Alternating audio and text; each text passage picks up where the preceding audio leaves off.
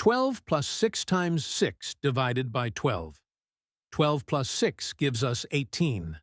And 18 times 6 is 108. Now, 108 divided by 12 is 9. But this answer is incorrect. The reason is that there is a fixed set of rules in math called the order of operations, commonly known as PEMDAS in some countries or BODMAS in some other countries, but they mean the same thing.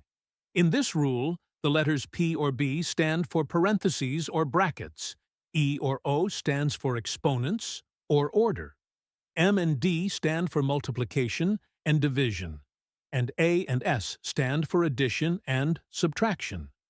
First, we have to solve for parentheses, then exponents, then multiplication or division, and finally addition or subtraction.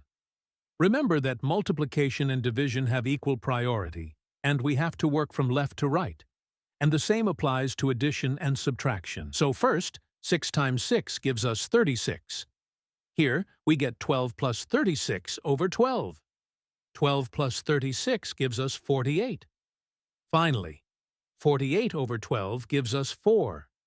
And this is our final answer to this problem.